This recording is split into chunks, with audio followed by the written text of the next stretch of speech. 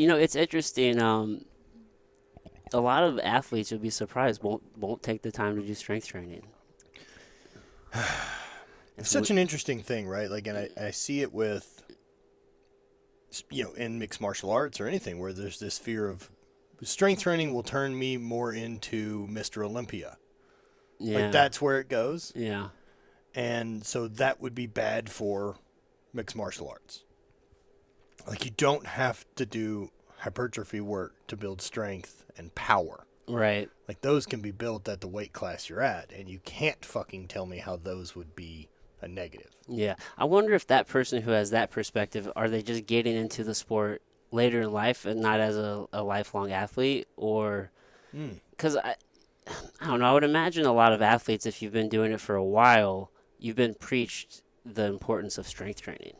Yeah, I would think. I Yeah, would think. And even I was very surprised that he didn't with the skateboarding thing, but then I realized, like, where would he have learned it? right, Like, he didn't do team sports growing up, so there wasn't any strength and conditioning programming there. right. With skateboarding, yeah, that makes Right. sense. And then anything else he's done, going to a jiu-jitsu gym or any of this type of stuff, it's not like there's an attached training center the way it would be like doing high school or collegiate sports. Yeah, yeah. I think with MMA in particular, a lot of people, well, for two things happen. One, either you get so focused on one particular area that you just neglected another, which is pretty common because there's so many different disciplines to train, whether you're doing stand up or you're doing jujitsu or wrestling or you're working on your conditioning or whatever the case may be, because sometimes people will split that. Maybe they'll go for runs, right? But they won't see the benefit in doing the lifting piece. Mm-hmm. So I can see how something gets neglected when you're training for so much with MMA. Well, I could see how you could convince yourself that it wouldn't help the sport. Yeah, it'd be a Where wrong like, assumption. it's different strength or something, right? Where Yeah. none of that's true. The Hmm. type of training, right? And the other thing I think I see most of the time watching MMA guys train strength stuff is they try to fucking mimic a fight. So they'll do like weird stuff for high reps for like building lactic acid threshold. And like, what the fuck are you doing? Do that while you're sparring, man. Like, do that Hmm. while you're on the mat. Like, that's where you get that thing. Yeah. In the gym, like, those guys ought to be sticking with like simple Olympic lift movements or jumps with like a trap bar, something like that. Something explosive and dynamic for sets of 3 and 5 that we're building fucking gnarly muscle tissue, not bigger. Right. Like, I Right. want you to be able to hit the fucking gas pedal and go 0 to 100. I want you strong and fucking dynamic and explosive. And that's not something we're doing for 12 reps. Yeah, you need the five. Yeah, 3, 5, twos, Yeah, explosion. right? And so Yeah, dude. seeing them try to make the strength training part beneficial for like the conditioning aspect of fighting, such a fucking waste. Hmm. Like, you're doing the conditioning part. Take this time to actually just do some strength shit. Yeah. Yeah. Strength is important, dude. It's really the foundation to do a really, in my mind, to do the things that you want to do in life. You have to be strong.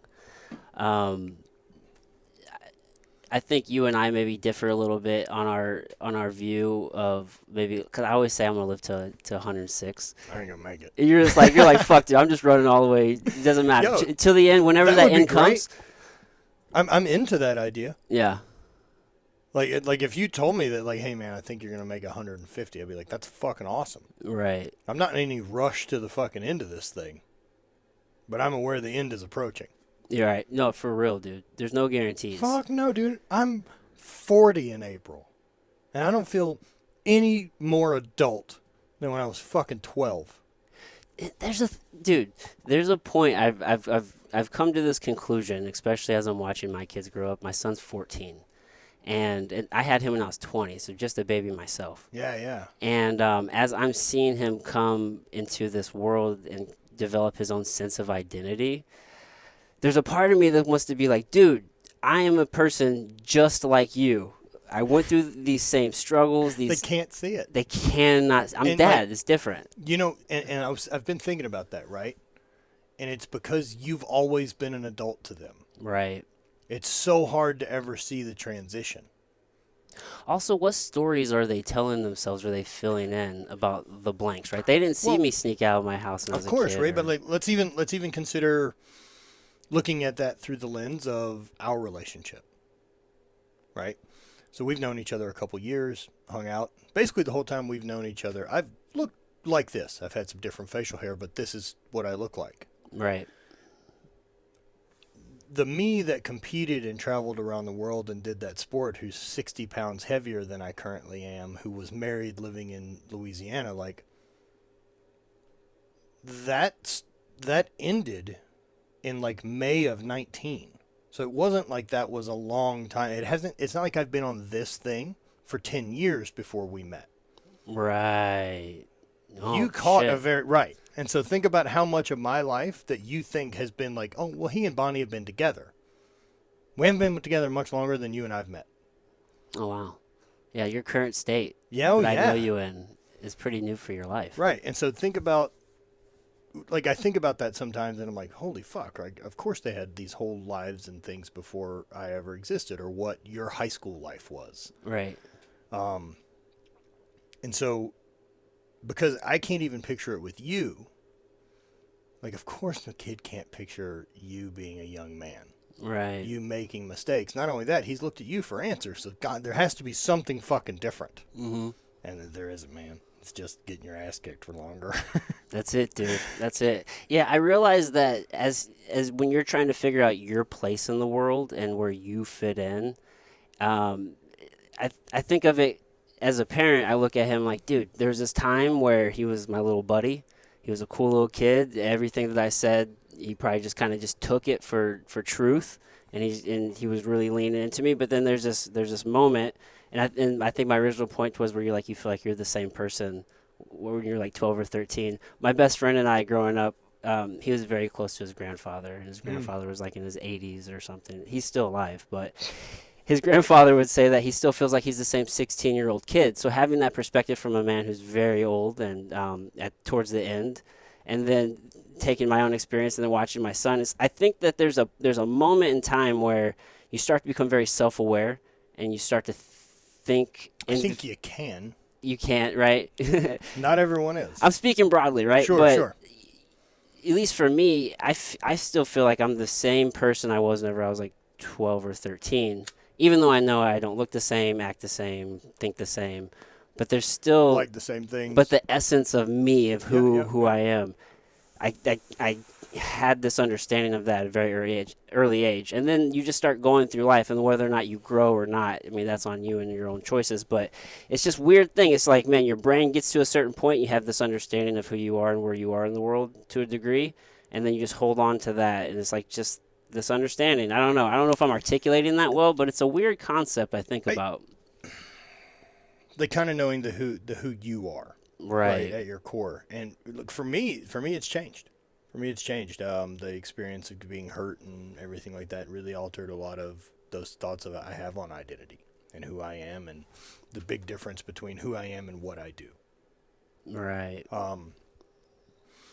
But I think as well, like one of those things you're saying about like kind of once you get there, and I think people do that a lot. But the realm you're talking about it in is like knowing thyself. And I think people kind of end up doing that, but they think that everything kind of lends to that self, like the things. And so you become that job, you become that guy that does this on the weekends, you become some amalgamation of those things now that you don't really remember choosing to do. Hmm. And I think people crystallize. Like, people don't fucking change their haircuts after they're 25. People don't pick a lot of new things. Right. And so I think that ability to kind of have an essence, right, of like where the compass wants to point of who you are and some things like that, but also just allowing everything else to kind of come and go is really valuable. To be able to let stuff roll through chapters and not expect anymore, right? Like, yeah, I'm at this age, I love what I'm doing. I've had a full fucking career for 10 years in outside sales, selling stuff, right? Like, that's a whole fucking life. Mm-hmm. And then I'm in this one. And this one's going to change. Like, St. Louis isn't the last city I'm going to live in, you know, and even weird stuff like recognizing it, how special this time I have in the present is with Brant. Because Brant's 25, man. And, like, getting to work with him's so fucking fun.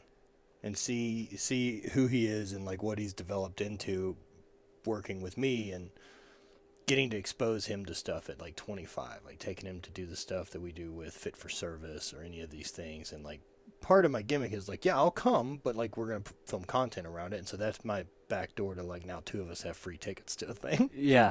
That media pass. Yeah, bro. So I'm like, pay attention, motherfucker. Pay attention to all this. These people pay tons to be here. Yeah, like, dude. Listen up, dude. Life hack, for real. And, you know, he gets it. And, like, getting it at that age, I know how strong that is. And so, like, the awareness I have of that is there's going to be a point where he doesn't work for me anymore. Like, Brant ain't going to finish his fucking story working for Matt Vincent. Brant's going to do other things. Yeah. And I know that that's going to come. Yeah, that's a good sign of a leader, though. Oh, man. Like, that's the dream. Yeah. I'll happily work for him. It was it was pretty cool to sit in and just kind of listen and kind of ear hustle as you guys were strategizing and planning. Try to do it different than we've done it. You know, with the YouTube channel's been around a long time. Like, I mean, there's like 1,500 videos on my YouTube channel. Was that kind of the catalyst, kind of taking you towards where you're headed? Yeah, I think so. Putting time The and energy full into that. energy, like, I guess, full story that kind of got us here as far as media was I started writing a blog, was following Highland games and some travel, doing kind of writing a very young man's version of an Anthony Bourdain, traveling with some editorializing of the places we're going and some of the stories of getting fucked up, this and that. And then the YouTube became that. Like, so I kind of vlogged that stuff. The YouTube started originally with me just filming throws to compare with the other guys I competed against. So we just had no one does this shit. There's no information on the Highland games. There's not some gym to go to in town. Like, it's us. And so we're kind of figuring it out at the same time. And we're just at the right point in history that the video thing is now really viable. Right. Prior to that, like, you have to fucking make a DVD and all types of bullshit. You gotta mail it. Hopefully it doesn't get lost. Crazy. And so it opened up this kind of community of us sharing stuff back and forth. And then at some point I ended up speaking to the camera. And then that turned more into vlog style content, sharing the stories that way and putting my friends in it. And on we go. Then that leads to me, writing the books, which came from me doing the Highland game stuff. That's where I first talked about hate, which then turns into apparel. There was enough people asking to do a shirt, and we did it. And then through the YouTube channel, we had a pretty good reach of eyes because I was doing the YouTube thing long before Instagram showed up. And then when that came on board, everything just kind of funneled to help it grow as well. And then now we're here doing this. That's wild, dude. It's been a lot of... Dude... I guess, man, one of the important parts of, like, that story that I want people to grip is, like, none of my shit has ever gone viral or ever popped. Like, it's been fucking steady work. Just singles and doubles. Fucking work, dude. Singles and doubles. And, like, stuff that feels like a home run, like, just ends up being. Right? Like, even this thing we recently did with Indian. Which is really great. Fucking rad. Fucking rad. I can't believe this. It's a home run, right? It's a fucking home run. I got to produce this gnarly content and travel and have this experience and learn so many new skills of what we can produce. But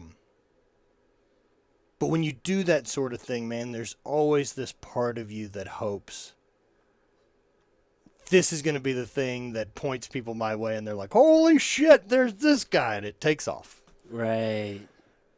And it fucking doesn't. Yeah, it would be nice, right? It's It'd be like fucking nice, right? But like, you just wake up, you have a shit ton more followers, more money flowing in. I am a jobber. Like, I will make content. Like, that is my fucking job. You're relentless. Oh yeah, I hit it everywhere I can. I can make quality content for other people. I'm physically fit enough to take on hosting roles or whatever you'd like. I am fucking for hire. That's funny, dude. For me, I really like to see that. I know you don't talk a lot about business oftentimes.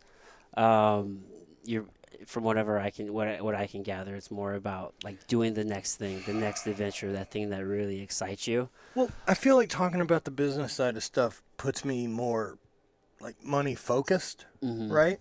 And money's a side effect. Mm-hmm. Like that's not the thing that makes my dick hard. Yeah, I was gonna say tickle your asshole. Right. Same thing. Yeah, that's not the thing that makes my tick hard, man. Like I want the money funds doing things. Right. Typically, it funds me doing the next thing that I think will help me get funding to do the next thing. Yep. That my entire life and business has just felt like taking chips and pushing them onto the table and seeing what the next one gets and then just pushing them back onto the table every time.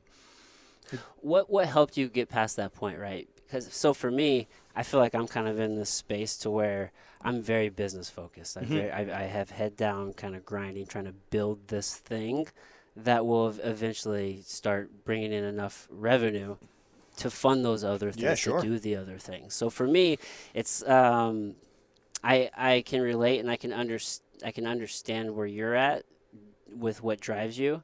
But then, like like when you're in that beginning phase, like year 4 I'm in year 4, so it's like I'm just Sure. And so year 4 of apparel, right? yeah. So like we're Business, year business. 9 Exactly. with hate. Right. So for you, like what? But is that fair that I'm year 9 with hate, right? Because what we're really looking at is I built an audience starting in 2009, writing on a blog for free, Right. right? And Which, then that transitioned to I wrote some books that were only for the Highland game audience. That's like 2011. 2012, I won a world championship, and I'd already been creating an audience that's now watched me enter this sport and win a world championship. And then take on the next year, finish second, take on the next year, win it again. And now I've put out a book each of those years. And so it wasn't, so like I won my second world championship would have been, I don't know, middle of the year in 2014. Same year my dad passed away. Hate starts in October. Like we don't sell the first shirt until October of that year. And so I don't know that I look at this thing anymore as like 9 years in. Like I look at it now as I've been in it since 2008. And like whatever that means is like I'm trying to monetize my existence basically. mm-hmm. And Yeah. like how do I tell a compelling enough story about the things I'm attracted to doing that it's valuable? And like I won't sell shirts forever. I know that. Like I don't think I'm 60 fucking selling t-shirts. Like I don't know. Right? So I want to set up other things and try new moves. And so if the t-shirt thing wouldn't have worked, I would move and try something else. Like always. And like even while the t-shirt thing is going, I'm spinning 5 plates at all times and just never letting go of the others. Like the podcast has never taken off. Does fine.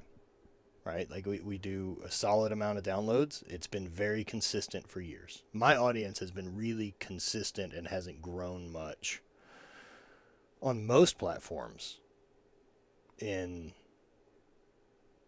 a couple years. Sales, hate-wise, or anything like that. Last year was our best year ever by like 1%. And so over the year before. And so even that's this year will be considerably down. I bet we're down probably 30% or so by the end of the year from last year. And yeah, it's always figuring it out, right? Like it's Mhm. never this. Yeah. And in that time, I've added 5 fucking employees so that I can continue to pursue other things Right. that try to draw more eyes back to that. At what point did you feel comfortable switching? Fuck do you mean? No. That was probably the wrong word. But maybe what point did you feel confident switching your focus towards like these are the passions, these are the things that I want to go after? Well, that's what got them there in the first place. Right? They didn't show up to follow a guy who runs a business. Right. I'm not a fucking business owner. I'm a doer. Mm-hmm. Like, the shirts support people who do. And, like, lead.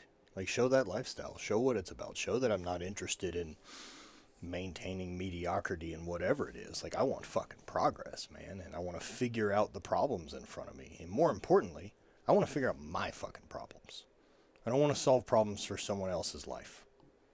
I want to figure out mine and figure out what it takes to grow this business. And the same way with throwing and removing my ego from it. It's easy to look at like my throwing career or lifting career, right, and say like, I wish I would have thrown this far or done this or any of those things. But the truth of the matter is, I threw this far. I lifted this much. I know all those PRs. I'll never outthrow those, and I'll never outlift them. And so, if I'm really honest with myself during that period of time when I had a chance to push and do the most that I could, and man, I fucking went for it. Could I sit here and say like maybe there's some times I slacked here or there? Fucking of course. Was it my 100% focus like anything like? No. I love it. And it's getting all of the attention when it's required. But I found out how good I can do all those things. And so, like, I want to know what's the largest I can grow this thing. And whatever it ends up is what it ends up. But that's the challenge, is to get it to what's the largest it can do. Not if it doesn't get here, it's this. Like, I still want to be present and loving the process. And so for me to do that, I have to allow myself to scratch the itch of all the adventure shit that I want to do. Because otherwise I'm not inspired to make stuff. I'm not inspired to make content. I don't want to fucking talk to people. It's really easy for me to shut in. And so that's, anytime I get too far away from doing things, everything slows down. That makes sense. It's like a shark. You got to keep going. Well, it's like the business growth. It's like trying to be like, well, I'm trying to do this for growth and pulling all these fucking levers, right? Yeah. And in the end, people want to buy into you. And so that's the story. It shows people that it's real and give them as much of it as you can. Like, I know that that's what I'm turned on to with people. And so that's what I try to provide for my audience, is like, here's what it looks like, man. It's fucking dark. It's ugly. I've been through rough spots. You guys, if there's nothing else that I think I show very well on my YouTube channel, is like, man, I'll fucking show up. I'm consistent. Not just in the way the training is, not just in the way nutrition's been, not just in the way rehab was through fucking 9 knee surgeries. But there's 1,600 videos there. And a pretty medium-sized audience. Dude, there's a huge lesson in that for anybody who wants to build a life that, you know, whatever, because that's kind of where I'm surrounding my brand with Impose Will. I always feel like you can impose your will on life. You can build whatever life that you want to live. Mm-hmm. And it really is. It's just doing the work day in, day out. It's that grind. But once you do the thing and you get the momentum, you can do such exceptional things. I think you're like, but I think part of that, right, is like, where are you setting the anchor to measure progress? Because if you only measure it by businesses growing through revenue, then it's going to be tough. That's like you're on the hamster wheel at that point. Yep. Because then you're just chasing a high score, dude. Like, I want to create for a living. I don't know what other fucking realm that I get to live a life and be an artist, which is just make shit. But that's what I get to do. And that's what I want to do, whether I get to make t-shirts or I get to design things or we get to produce content or hold conversations with people or create inspiration. I want to fucking add shit that without me being around didn't exist. If I get to do that, that's like the side effects can do whatever they want to. I mean, at some point I have to fund all this, but it seems the better job of doing of that part takes care of the other. Yeah. That's such a unique thing that we have as humans is the ability to create and manipulate our space around us. Right. I mean, fucking animals don't do it. You know, you can have a thought and then it can be a physical thing. Yeah. Yeah, actually create it. Yeah. Man, like, I got super interested, like, the first time I started seeing, like, the 3D print stuff. And I'm like, get the fuck out of here. Do you know what this changes? Like, where... Everything. Well, not... Like, where does that technology end up? Like, think about how much more advanced CNC machines are right now than they were 20 years ago. What's the CNC machine? Sorry, CNC machine would be like a computerized machine with a bunch of milling bits on it that would like cut a car wheel or any other part out of a block of material. Got it. So you program it in, it runs the CAD, and it does the thing. Yeah. So it does it. It's essentially 3D printing, but by removal. Mm-hmm. Right. So it's kind of carving. The 3D printing is an addition of material to make the thing. So there's less waste. There's any of those things. But I remember seeing that and just being like, this will be really interesting where this is at in 20 years.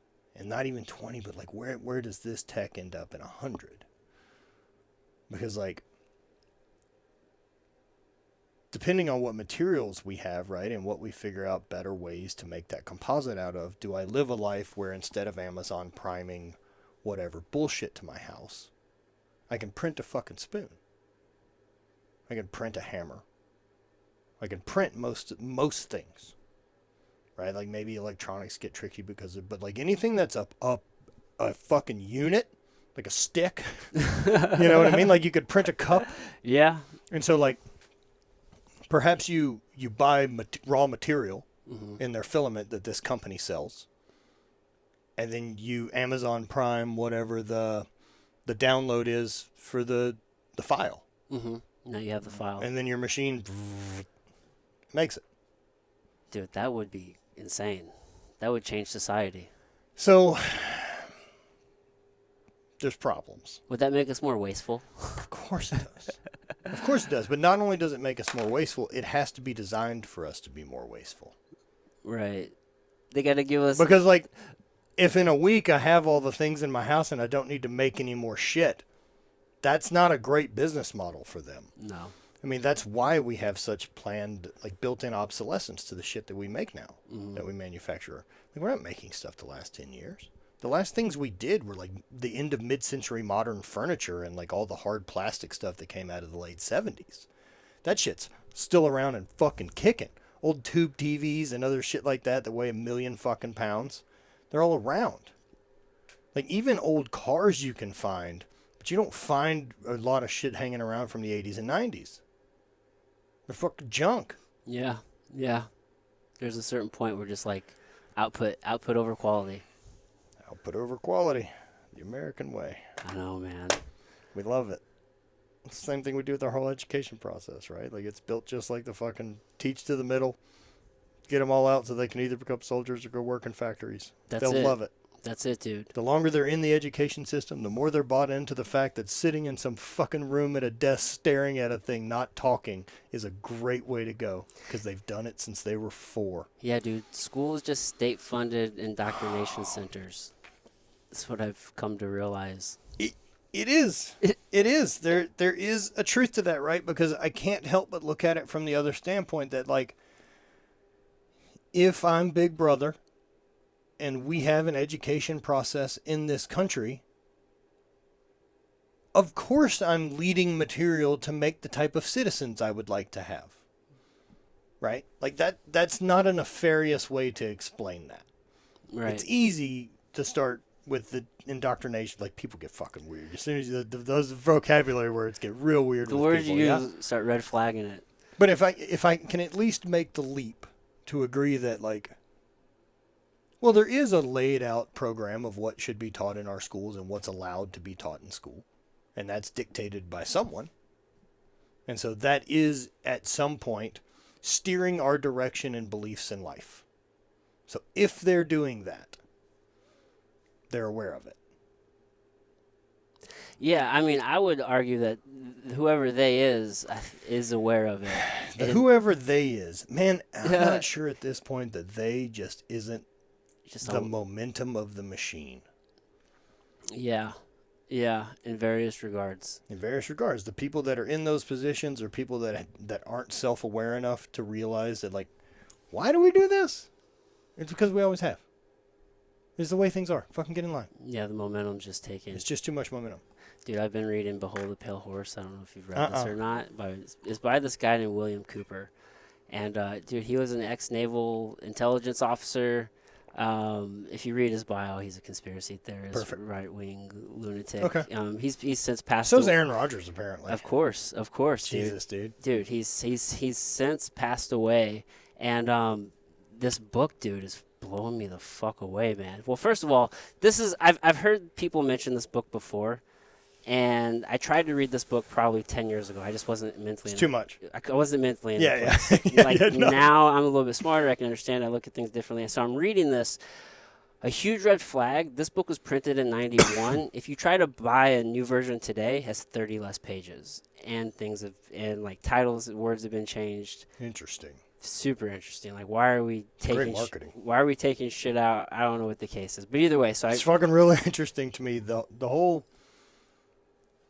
The deciding the information in books shouldn't be read thing.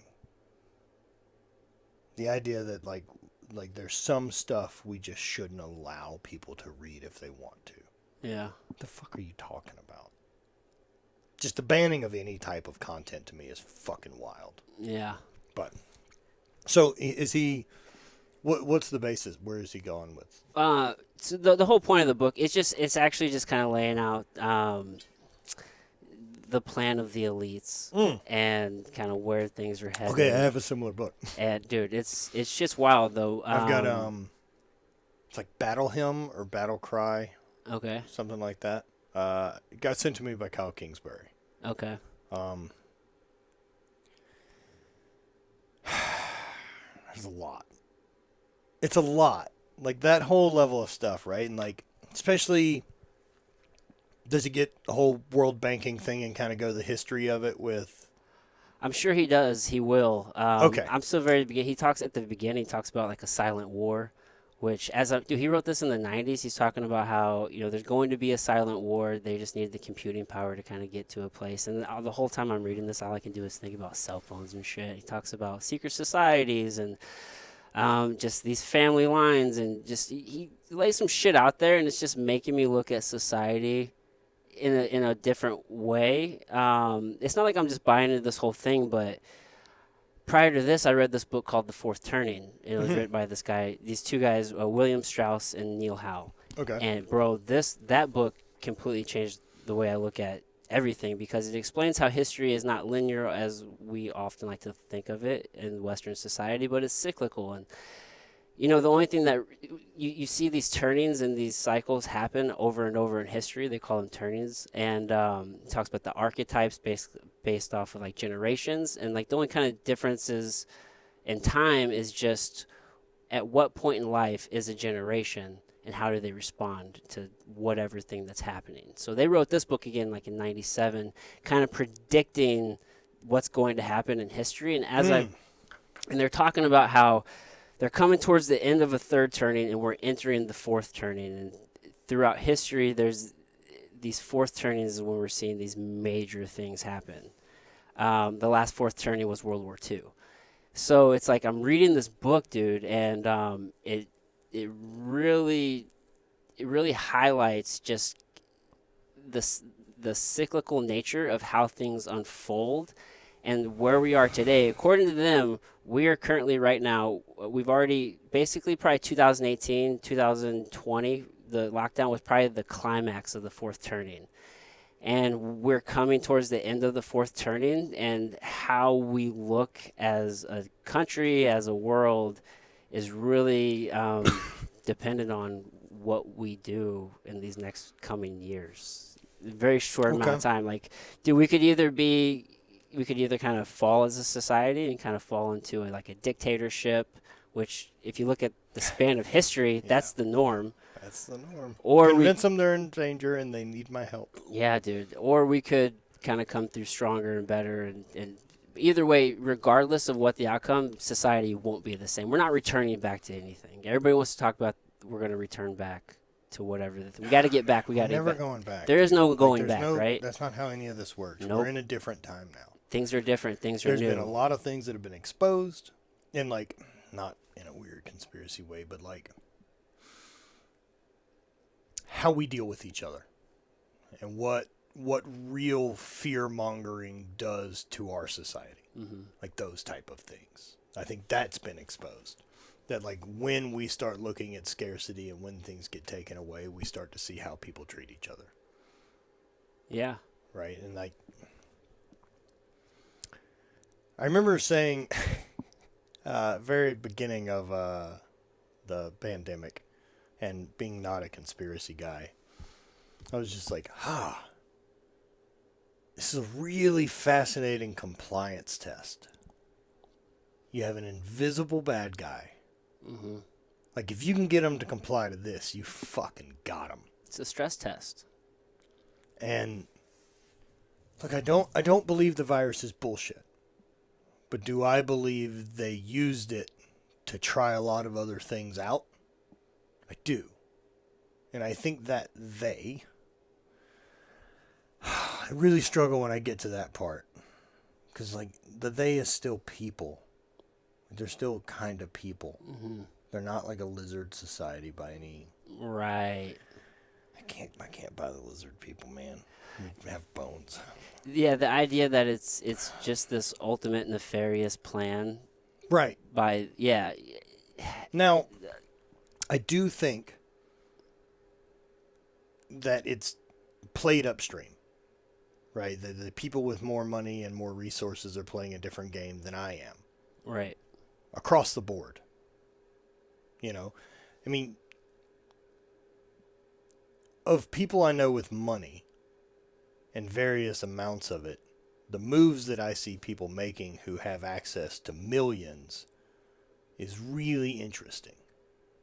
Right? So I have to imagine that if I have access to billions, the multiplication of what that looks like. Like what things you can do and what reach you can have and what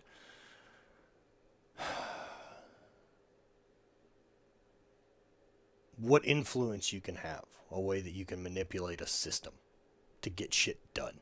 And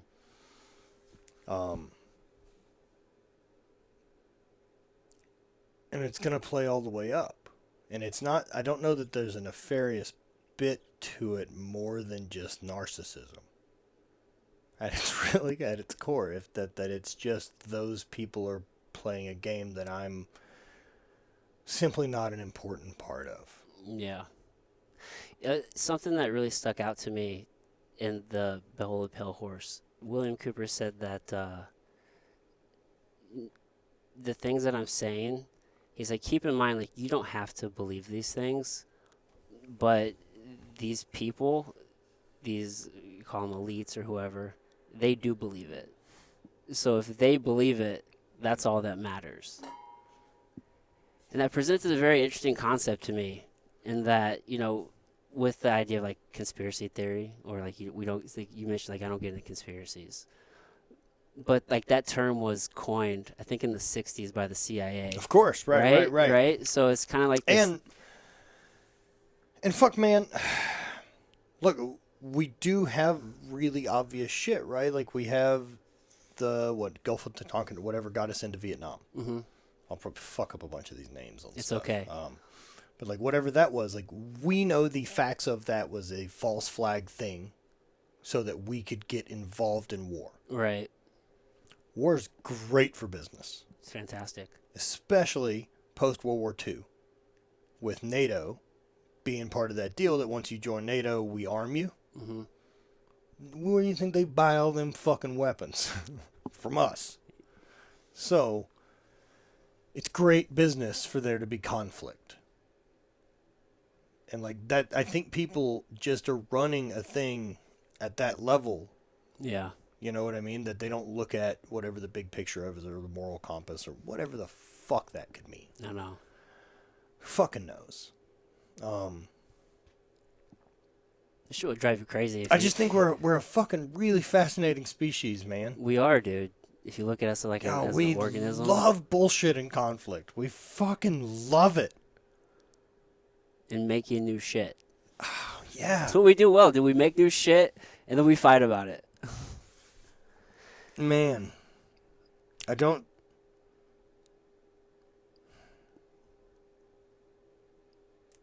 There's going to be a time where Earth doesn't have us on it. Yeah. Like, we're not going to fucking outlive it. Earth will be fine. It's fine. It'll never have given a shit that anything has ever taken place here. Yeah. Dude, I think about, and this is actually probably a good segue into where you are right now with your brand. Like, you know, at any time, we could get hit by a fucking asteroid. Oh, yeah. I can't remember what the fucking volcano is up in the Pacific Northwest, but it's like past due to blow, and if it does, it's world-ending type of stuff. Yeah. At any moment, dude. This whole life is fragile, dude. Oh, man. It's not just life, right? Like, this lifestyle is a smaller part of life. Right? There's no fucking rule that says we don't return back to fighting in fucking tribes. Yeah. There's actually a lot of evidence. We've had multiple times this has happened. Exactly. Yeah. Which I'll come back to that. I've had an interesting idea about aliens based on how that works. But man, yeah, like, why not fucking go for it? Like that's the only thing I can think for fucking anybody out there, right? Like, is just, like, you're gonna fucking die. Like, you're gonna fucking die. You don't know when. Sometime between right now and then. That's it. Could be a fucking day, could be months, could be years, could be fucking decades. But you're gonna be fucking dead. So, like, why not be all in on this run? Like, why not try all the things you fucking want and not live some life of fucking martyrdom to being this, what society thinks is a good guy. Society wants you to work in a fucking box and be stoked with what you've been given. Fuck it. I'm not into it. I want to do what I want to do. I'll happily live in a fucking van, man. I have no fucking interest in the standard path of it. The idea of whatever that is. And the pursuit of this gives me such fire to chase it. And man, I was in the old thing. I was in it. And I had the outlet with sports. And so, like, that itch was always able to stay scratched of, like, me pursuing a thing. And when that got taken away from me, it fucked me up.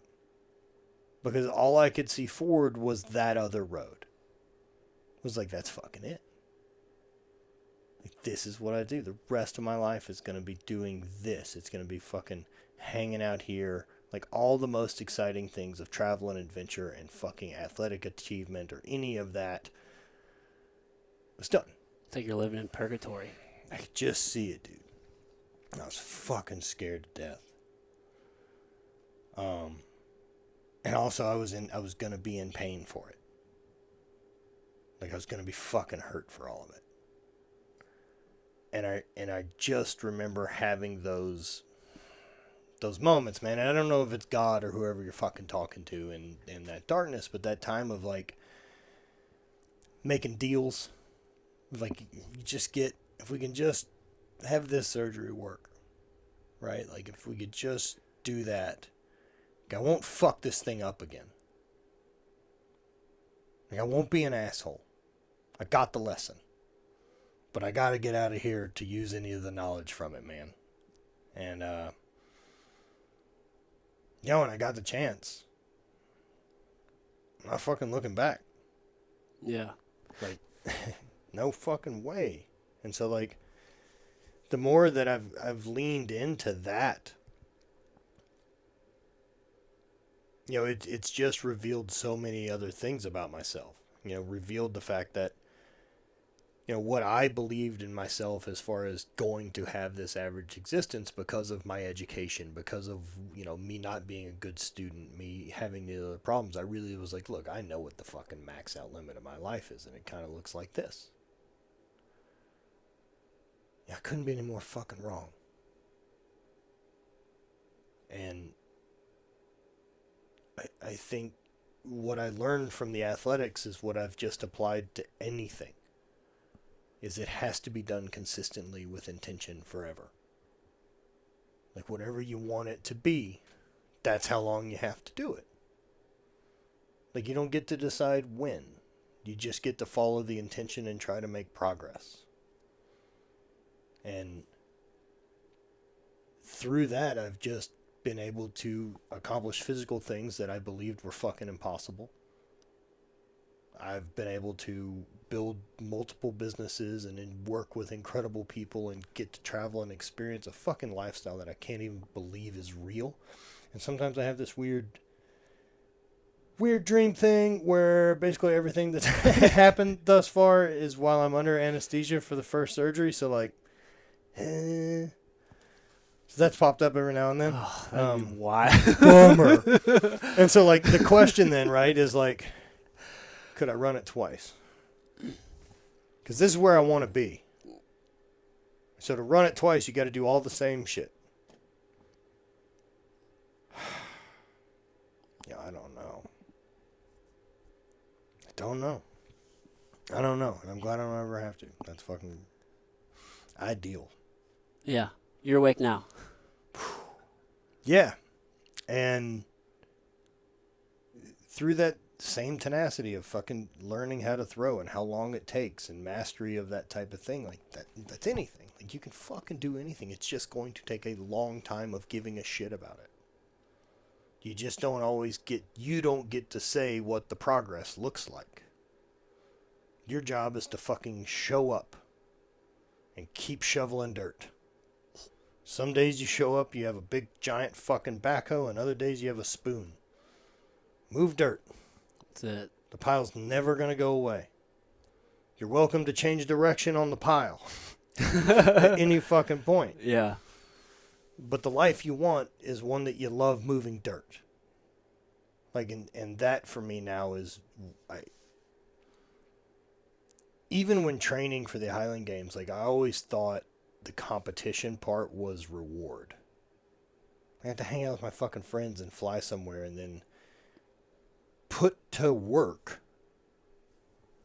all of this effort and get to have a result of, did the plan work?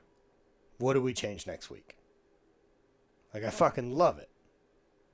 Like, we compete, like Highland Games, we compete like 20 times a year. And so there's so many times to get out and test it. Yeah. And so it works like on a weekly basis. That you're like, well, we'll try, and then you go throw and compete and decide was it better or fucking or worse, and then try again next week. Yeah. It's fun, man, and there's no reason not to just fucking go after whatever it is. That's true. There's no fucking reason not to. That's right. I fucking hate when I hear people don't do it because they have kids or safety or any of this, and I'm like, so what? Like, what are you teaching? Like, look at that side of it. Like, what the fuck is the message you're teaching? Mediocrity. That's the message. That it's acceptable.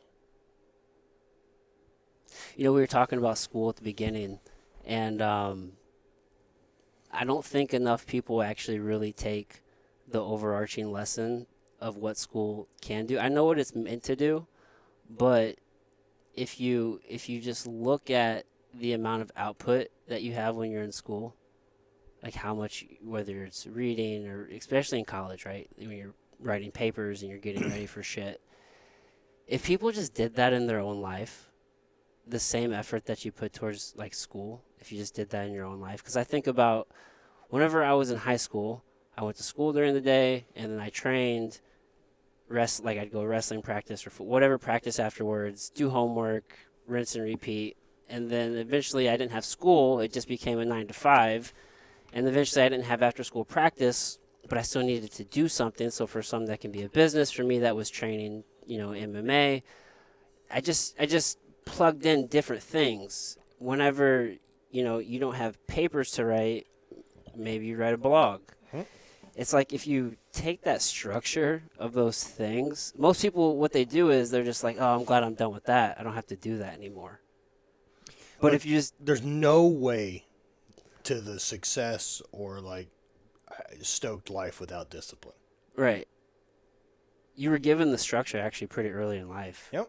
If you just continue to do the thing and just plug in the shit that you like to do. There is value to our education system. Yeah. It's not completely fucking worthless trash. Yeah. The value of it is you do show up to a place every fucking day and do a thing. Right. And it teaches you that, like, you have to do that for as long as you can remember. And, like, I think that's valuable. Right. Because, like,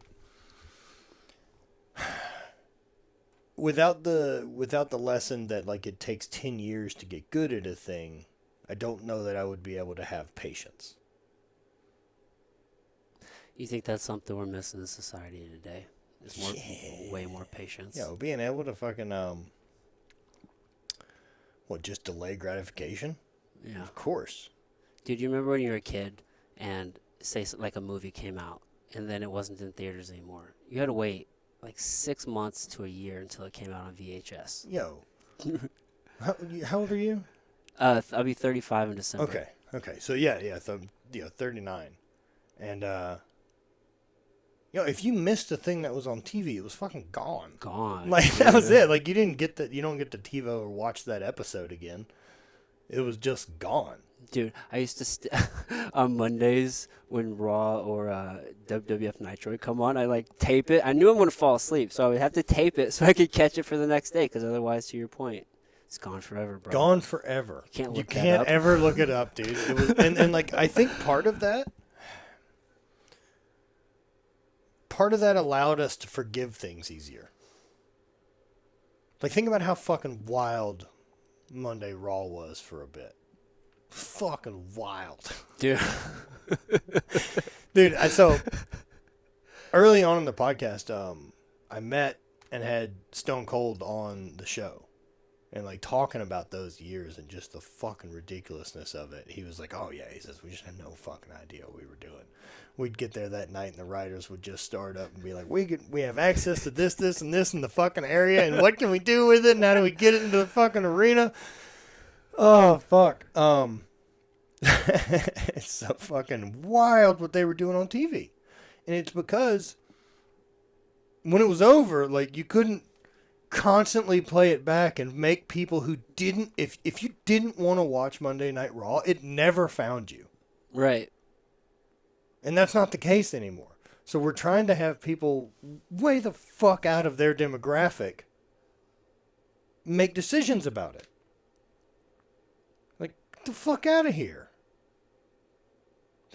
The freedom to create and make content, it's fucking art, just like anything else. It's fucking work. Mm-hmm. Let them tell the story that wrestling fans want to see. That's their job. And it's all fantasy, man. Like, what? Like, you want to tell me there's some weird moral level that we can do there, but movies can play by a different thing? Like, what the fuck are we talking about? It's not real. Except it's not real. That's the fun part. There are no rules. No, it's fucking stage acting. It's great. People die and come back to life all the time. Dude. They're incredible athletes.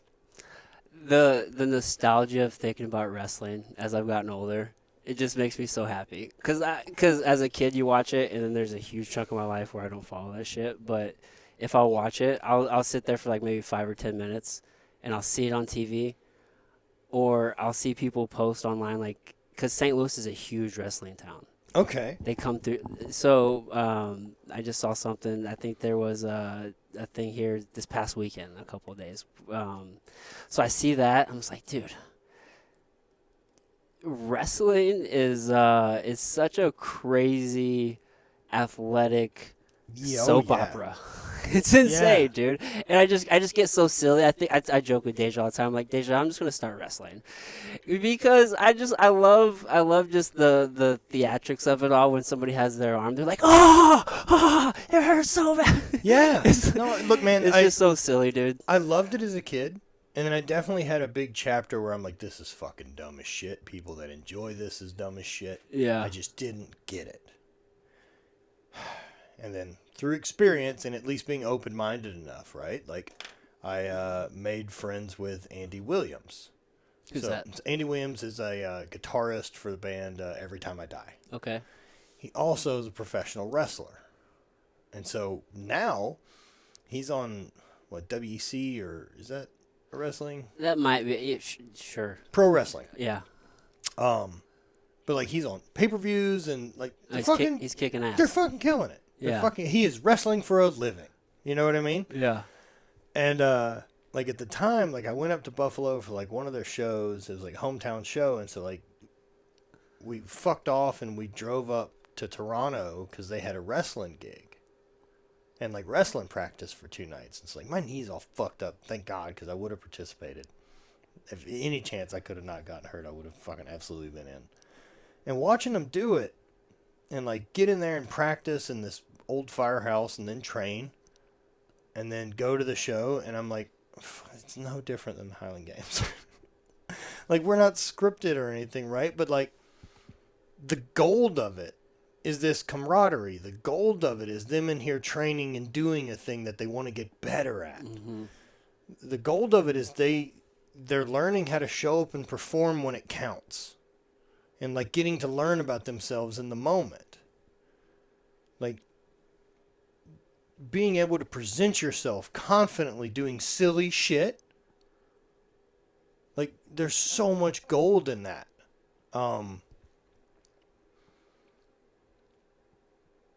Man, I thought it clicked for me and I fucking got it. I remember watching it, I was like, fuck, I get it. I get the whole thing. Yeah. And then not even that, like even the weird stuff with Andy telling me shit, like he had some lady spit on him, like from the crowd, right? And like at the end of the show, she comes up and he's fucking kind of hot. And she's like, you're one of my favorite characters to hate. I love you so much. And it was genuine. And like, he's like, they love the show that much that they're part of it. Right. That they know that you're so hateable that you should be spit on. He's actually doing a really good job. Dude, right. And like, it just opened my eyes to a lot of stuff and like, once I took away any judgment of like, is this stupid? And I'm like, well, fuck, all right. Like, I see what itch it scratches for people. It's community. Like, they're part of a thing. Like, they're part of this storyline. They're invested in it. They're invested in the characters and all of it. And it's fantasy. Yeah. Also, like, is it any more? Is it just live action opera? Is it just like watching an action film opera? Like, we just haven't figured out how to have them shoot each other with machine guns in the room in front of us yet? Yeah. You know, I think of it that as at the essence of all humans, we just love stories. Like, that's what we do really well. We tell stories. Think about any area of life, whether it's entertainment or business or anything. It's who is telling the best story. Yeah, that's and true. And that's what captivates so many humans. And with your ability to do that is your ability to connect. That's true. Yeah. Yeah, storytelling is such a valuable thing and a thing that only we do. Yeah. You said there was a time where you thought it was kind of silly, right? And I had a snobby hipster good run in my mid to late 20s.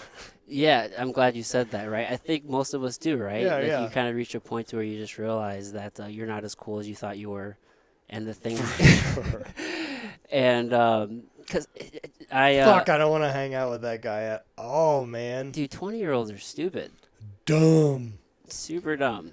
I was super dumb. I try to keep that perspective now. Anytime I think I know anything, I'm like, fuck, dude, I'm still stupid in so many regards. And the more I learn, the more dumb I feel. Yeah, But you're so confident in your 20s.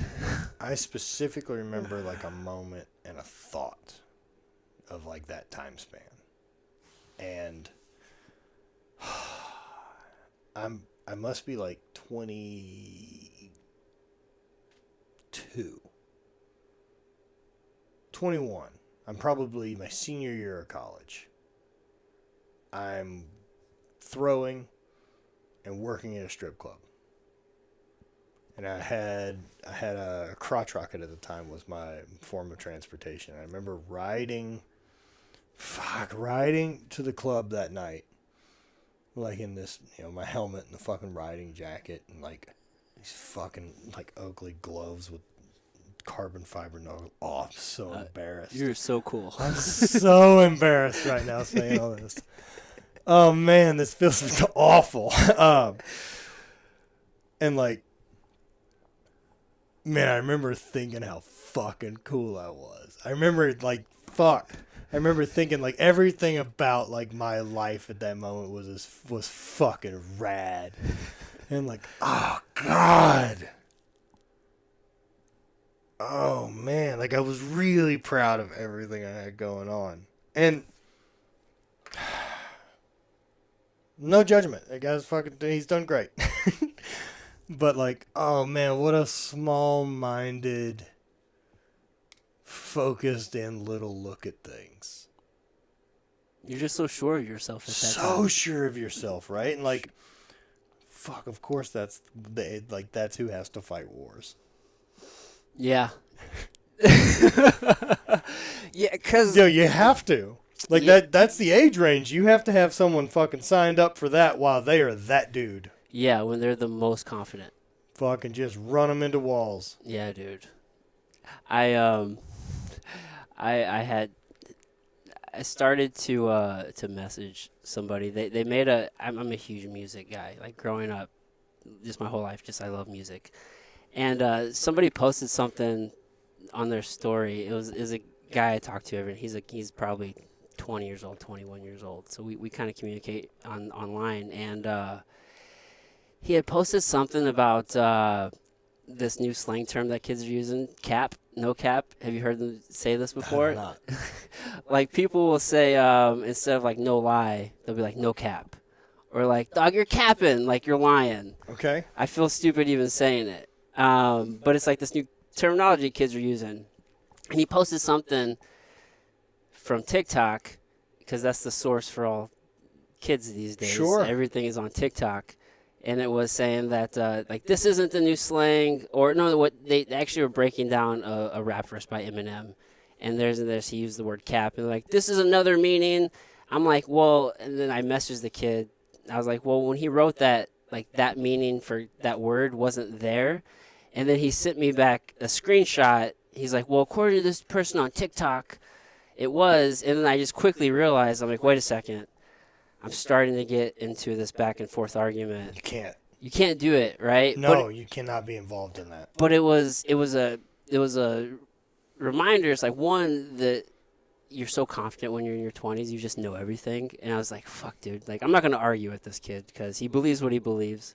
Right. I could try to correct him, but then it's just me for my own ego's sake to try to do that. But it was just like this perspective moment of just like, it's like, damn, dude, when you're in your 20s, you're just so fucking confident. I'm like, damn. So confident. And then I think about whenever I was in my 20s, I just start to feel really embarrassed. It's just like, God, I just knew it all, which is why I got married and did all these things, because I was just so confident that this was the way to success. It's like, if you go get your degree and get a job and get married and do all these things, if I do it by 20, then I'm kicking ass all the way, dude. And not only that, like, what I needed was a lot of people saying how, yeah, you're doing it.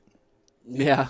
Like, I needed the people around me also seeing that, like, look at this. This is what. Like, you're seeing me continue the race that the education system has pointed me at. I need you to know I'm winning at it. Right. Mm-hmm. Yeah, we're all leaving the gate at the same time from fucking high school or college, whatever it is. And now the race starts. Mm-hmm.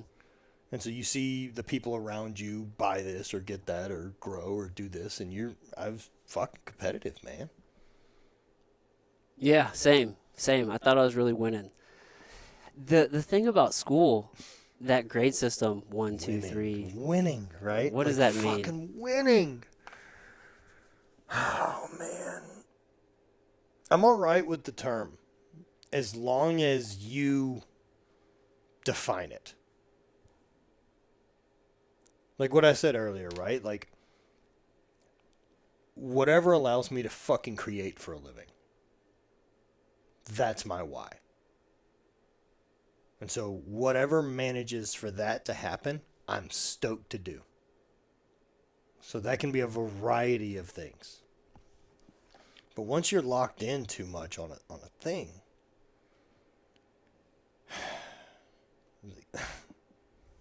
it's not sustainable for that fucking long.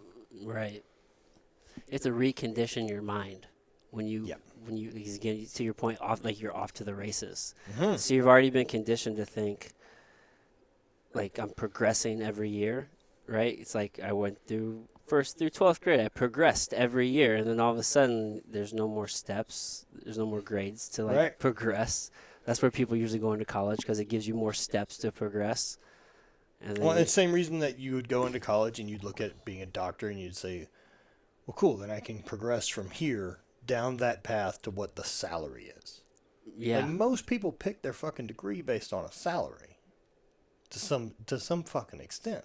Yeah. I mean, you're investing in being at this fucking school, which is crazy. And chasing whatever that salary is going to be, that's where you want to go. You're essentially setting your limit from the very beginning. That's what I realized. I was like, oh, I want to be a doctor because you're going to make all this money. And I'm like, this fucking money, man. Right, all right. Doctors are super rich. Like, wait a second. They work 90 hours a week in a super fucking stressful environment under fluorescent lights all the time. It's one of the worst fucking occupations you could probably have, in my opinion. Look, I'm glad we have people who really give a shit to do that. But I am so fucking not suited to be helpful in that way. At all. Yikes. Yeah, dude. No fucking way. It's hell. That is a hell landscape for me. I can't think of a worse fucking job for me to have. Ditto. You're in this place surrounded by unhealthy, sick people. And all the time. And when I'm looking at jobs, like, I mean just like the day-to-day job, not, well, you would do that for this amount of money. At this point, the answer is fucking no, I wouldn't. But even when I was chasing that thing, I was looking at the wrong part, man.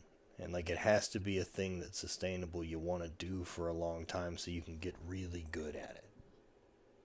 And there's no ceiling on what getting really good looks like. That's why jiu-jitsu is fun. Yeah. There's no ceiling. Like, there's no point where you've done it.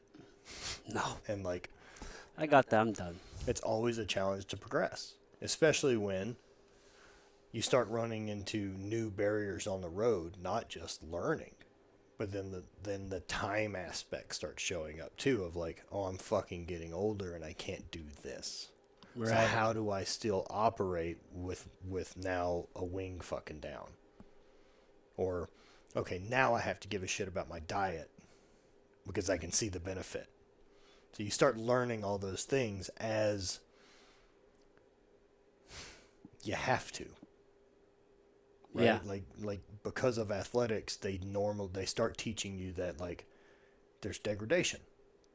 And, like, you have to start solving problems that are outside of just learning. Like, it gets harder for more reasons than, like, oh, if I could just stop getting injured. Like, motherfucker, that's how this goes. Yeah. Injuries are part of doing a thing for a really long time. Because then you learned how to train around an injury. You learned how to, like, it's never a perfect fucking scenario.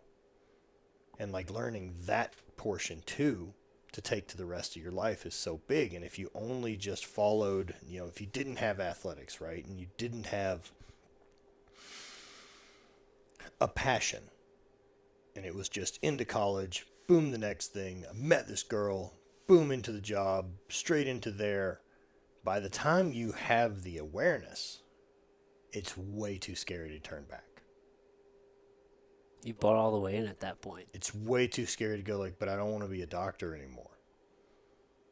And people are like, what? No fucking way. But people do it. Yeah, a lot of people will just allow the momentum of a bad decision to carry you into years of your life. Well, not even a bad decision, right? Like, Just any decision. Just that the time had run its course. Like I'm not saying that becoming a doctor was a bad decision. Mm-hmm. But whenever you decide being a doctor is no longer fucking what you want to be, change. I hear you. Use the resources you made from becoming a fucking doctor to have some idea of what you'd like to do after. Same thing with playing football, going to the NFL, or doing any of these things. Have some fucking ideas about what you would like to take your current resources to build next. That's the new thing to chase the progress on. Yeah, it's okay to change. Fuck yeah. You have to. You're going to change regardless. Right. You fucking have to. Like, you have to grow. You have to change. The chapters have to move on. Otherwise, there's just stagnant. No one is stoked and fulfilled doing that. Like, it's all that learning process of change and everything, from the way relationships will change, right? Like, look at the different chapters, I'm sure, with having kids, right? The relationships where you're really close because you're so fucking young and he's just your buddy. And as they grow and become men, there's going to be this removal from you because, fuck, you did it. You know what I mean? Like, yeah. We're built to start doing that. It's a natural thing. It's supposed to have a chapter like that. And then if you did both those sections right, there's a chapter where we come back around and we want to spend time with you because we realize what wisdom and things like that were. But you don't get to know it until you have some minutes to realize you don't fucking have any idea what you're doing. You just got to go out and do it. But you have to fuck up. Mm-hmm. Man, fucking up's the key. That's right. In sports, too, like, you learn from fucking up. You know, get a little hurt lifting too much or doing anything, like, can't do that. Yeah, we learn from pain, dude. Great fucking teacher. One of the best. Yeah. It's fucking gnarly. So I'm going to bring you back to it because I want to know. We kind of got away from it. Okay. But I want to know about the aliens. Oh, fuck. Okay. So I was recently watching a video, and it was this, I think it's from like the mid to late 70s, and it's kind of an uncontacted tribe meeting this media crew. It's older white dudes at that time dressed in adventure gear with a camera guy. Okay. And so, like, the tribe they're meeting is, like, full bones through the nose, like, spears and loincloths, and, like, are fucking stressed out. And, like, touch the dude, and he pulls his hand back, and, like, they just keep referring to him as Ghost. As Ghost. And so, through the course of filming him and stuff like that, like, they gave him a couple gifts. They did some stuff, and then they fucked off and flew away, right? So I got to thinking about that and like just expanding on that experience and say where it could lead and maybe where it has been. So those white dudes leave. This tribe stays totally uncontacted, right? I don't know any of the story after I watched this video. This is now lost in my train of thought. So they stay uncontacted, and like the gifts they gave were like an oil lamp, like an oil lantern,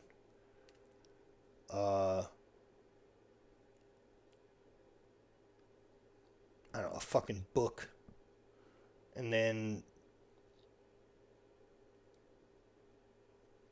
I think maybe a knife, but I don't remember. It was something useful, but like, even if it was a fucking gun, Just a tool of some right? sort. Let's say it's a fucking gun, just for the sake of this discussion.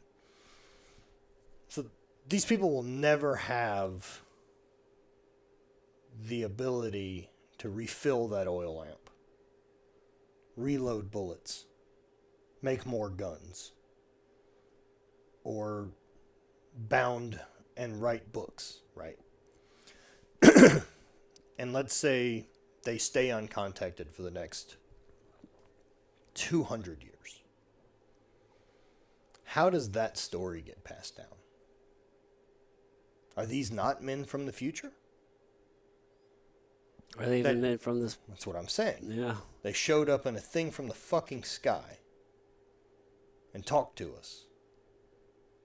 And then that gets told through stories and evolution and paintings and art. And it gets expanded upon the way stories do. You know, the idea that, I could think of a gun by at some point down the road being explained as a hand of God. Like he would just point at them and they would drop dead. Yeah. Right? Like, and so I wonder now, thinking about, like, say, you know, the Egyptians or any of this, were they not just visited from a more technologically advanced us at the time? Say that was Atlantis or any of these other ancient civilizations that had other shit going on. Could be. Could be. Have you seen the shit on the Sumerians? Which shit on the Sumerians? Well, they have like these the pictures by the Sumerians where it's like these giants hold and standing next to the giants are just like normal sized people, and it's like this idea. There was again these people coming from the sky. Mm-hmm. I think in one of the depictions, the Sumerians are like holding like a monkey. So it's kind of like this idea of, not the Sumerians are holding, but this being was holding a monkey. So it's like this idea, what were these giant beings? Where did they come from?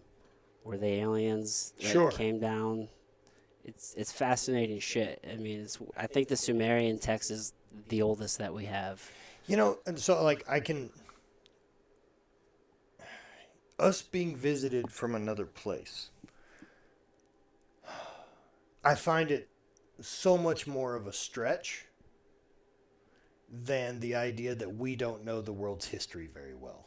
I think that's what I lean towards as well. Right? That, like, I don't know that we didn't have a race of giants that had their shit together, and then the fucking area of Earth they lived on got hit by a fucking comet or volcano, went off, and goddamn wiped them out. Right. Like, in a million years, everyone's fucking, like, there's no proof of anything. Especially at like, none of our shit survives. This isn't 2022 right now. Of course not. Right? Of course not. It's a fucking made-up thing that proves Catholics won. It, like, you know, no fucking way. Like, I like the whole Jules Verne time machine thing, right? Like, where he goes back through time and then there's these different societies. It's not just this bring back to the dinosaurs, but, like, what was around before that? Yeah. Because dinosaurs were around for 250 million years.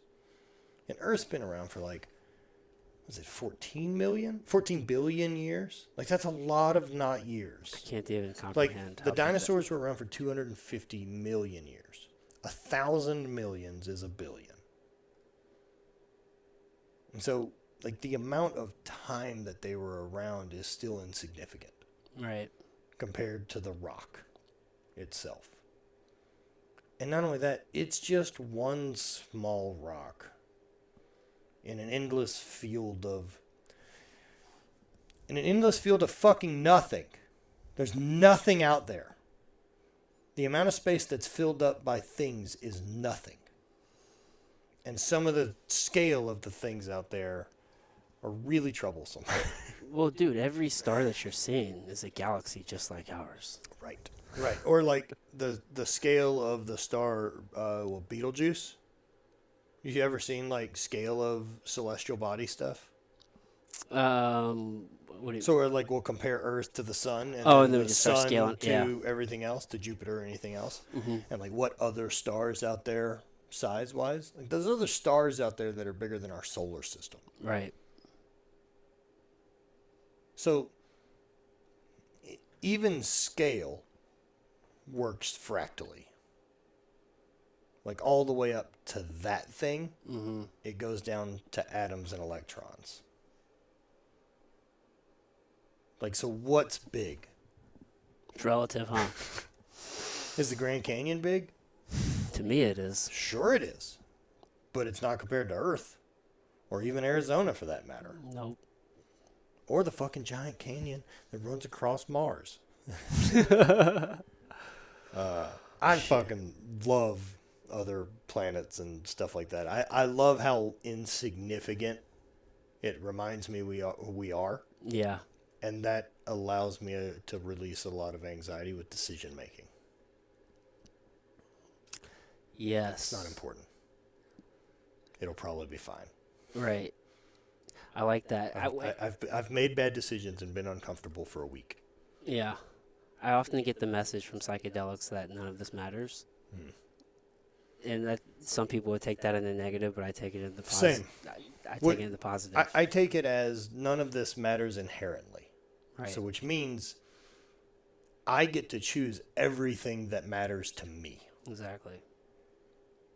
And so that's where I want all of my energy pointed at this point in the future of my life. I want all of my energy and time spent on things I give a fuck about.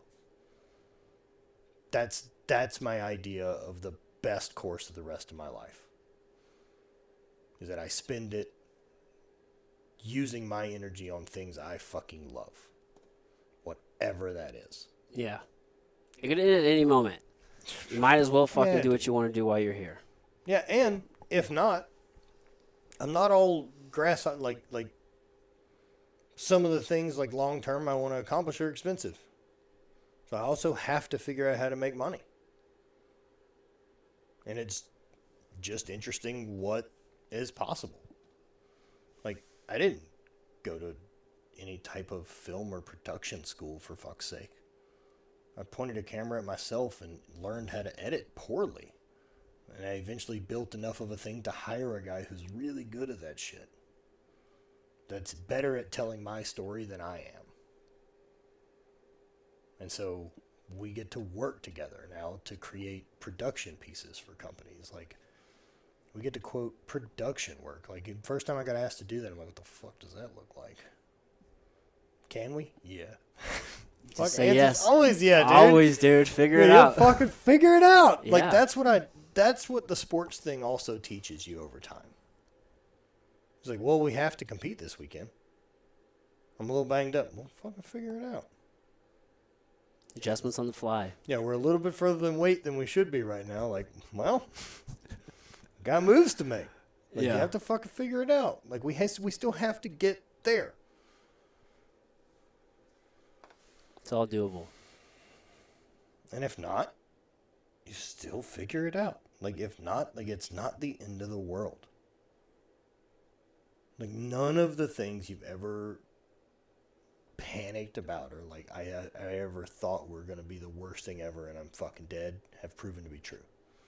Because I'm still here. Which means, most likely, that's not really an important flag that pops up.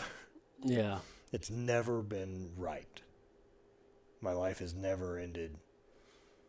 It was never as bad as it seemed in the grand scheme. Right. Like, I remember getting in trouble in school and being like, Jesus fucking Christ, they're going to kill me. My life's over. All of that.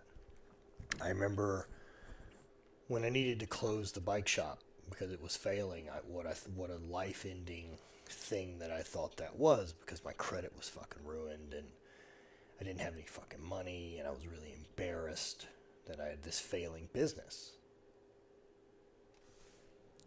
It's never as bad. As long as you keep living. I never as have. bad. That's the only rule, is don't stop. You're right. Like, fuck, it didn't work. Try again. Yeah, dude. Try again. Like, it's the persistence piece is what separates a lot of people. You think your grit came from growing up in the bayou? I don't know where. Fuck, man. Growing up in the bayou. God damn it. I've been sitting on that and excited to say it. Oh yeah, dude. I just been thinking about it. Like, how am I gonna come with my Creole accent? And dude, and I did. Dude, hunting I alligators didn't. and shit, dude. I did all that shit, and like, It's gnarly, and bro. I don't think I grew up in the fucking bayou. I grew up in a fucking town, and like, I feel like city. I know fucking grow up in the bayou, people. I just dabbled. Yeah, you talk about the people who like lived in the shacks, like out For sure. They lived out there, people, bro. people that like, I know you can't understand what they're saying, and just different, dude. Just decided to say I'm not interested to whatever modern society has convinced other people to be part of. Yeah. You speak Creole? No, I don't fucking barely speak English.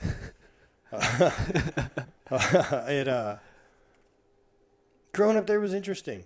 And not just that, but growing up there and the time I did was interesting. Like, I got exposed to enough of, like, the weird racist shit of being in the South. Man, like, almost unconscious racist shit. Yeah. Do you know, like, they're not aware that what they're doing sucks. Dude, whenever I worked in a call center, I was speaking to this really old lady, probably in her 80s. Yeah. She's spelling something out to me phonetically, and she's like, in like Negro. And then she just continues to go on. And I'm just like, well, I don't think Negro is the term we use in the military. it's not the phonetic. Yeah, November, Nancy. There's a million other phonetics that we could have used.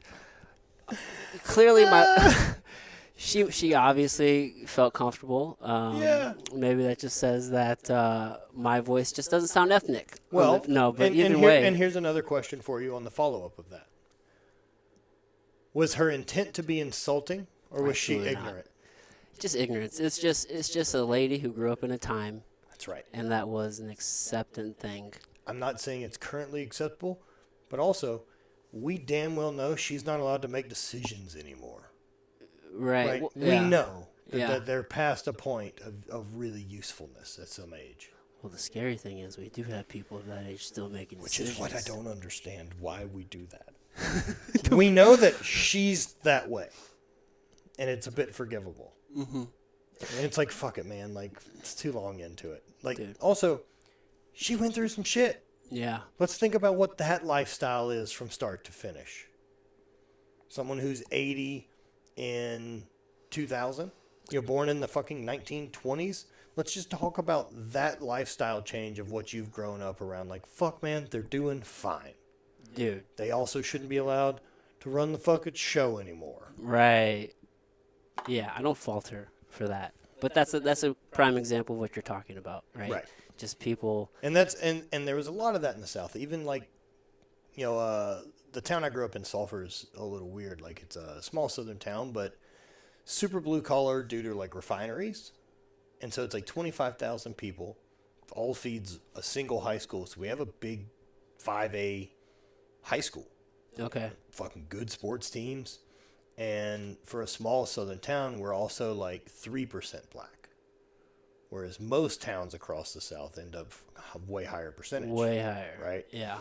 So in Sulphur, like, I remember the couple guys I played ball with that were black. I remember if we would throw something like a party, like, I remember feeling the need to be like, hey, it's cool if Sanders comes over, right? Mm. I've never seen my parents be rude to anyone, especially for that reason. But I also knew, based in the culture I was in, that wasn't a surprise that we just needed to have. Right. Was a black person at our house.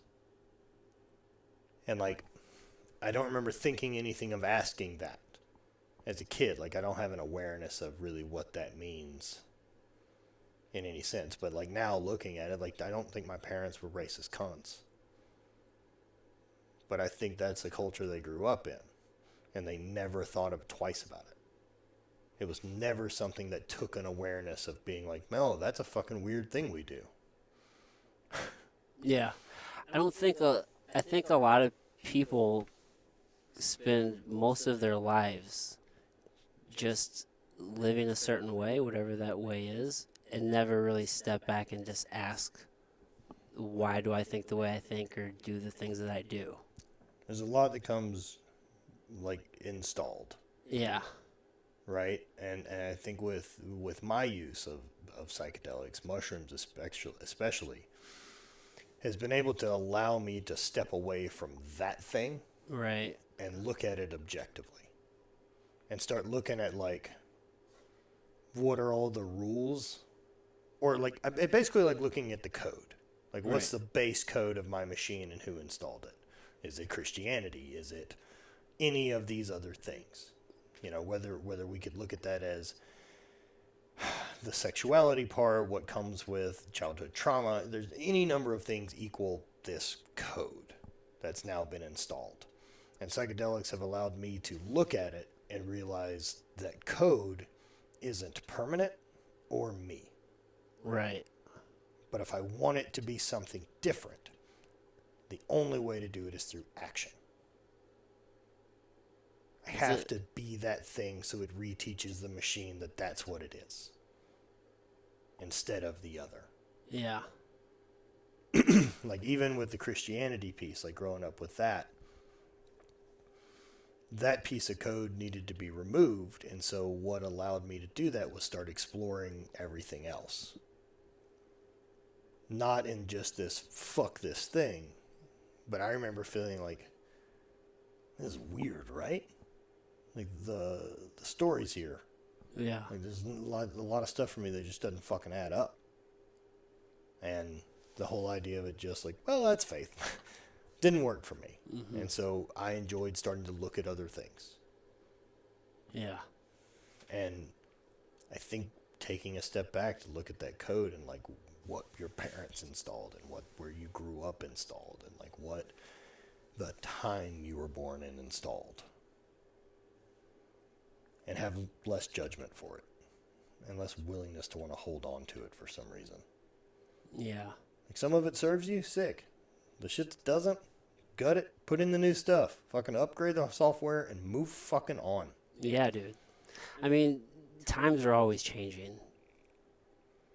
Times are changing, We man. often try to put today's understanding on a yesteryear. That's a really weird thing. It really is. It really is, dude. I as I'm listening, you know, as you're explaining kind of what it's like growing up in the South for you, and in those experiences, yeah. I mean, I think that's definitely just the time, right? I mean, I grew up in a place like 60 miles south of here, in a small town, a couple thousand people. I think it's mostly well known for like having a maximum security prison. Okay. Yeah, and yeah, man, growing up, I think I was maybe one of 10 black people, like in my grade, and like 6 of them were my cousins.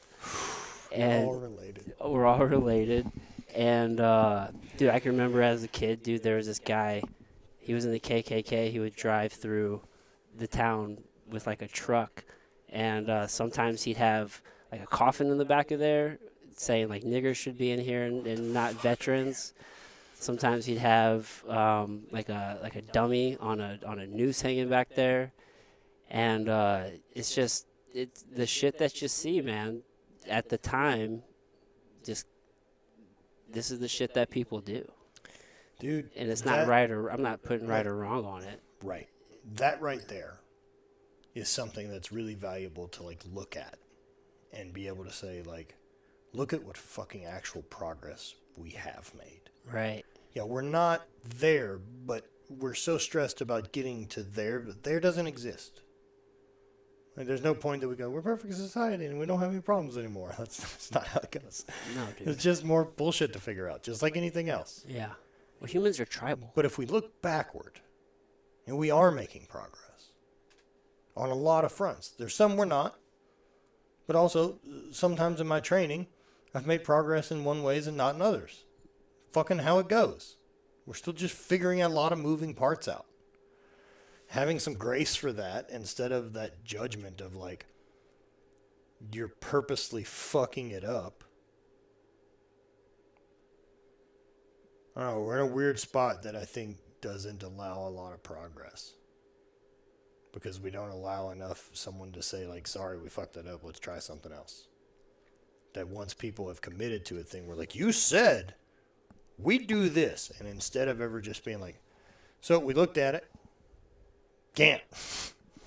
It's fucked. Here's why. I'll let scientist McGee explain it. But instead of being a society that does that, we've gotten to a point now where I can't trust anything you fucking say. Because I know you lie to me. And you lie to me if there's no other nefarious thing. It's because you think I'm stupid. At the very least. At the very least. You lie to me because you think I'm too stupid to handle the truth. And I'll act irrationally because of it. Which we've proven. So, they're not fucking wrong. Not entirely. They're not fucking wrong. We've taught them that. That's our fault. So, humans are cool on the individual. As a collective, we're very predictable and very uncool, to put it simple. yeah. Shit, dude, look what happens on Black Fridays, dude. People will fuck each other up over electronics or toys. They're too caught in the game. They're too caught in the actual game and not the seeing what they're doing. Yeah. Like, yo, what the fuck are we doing?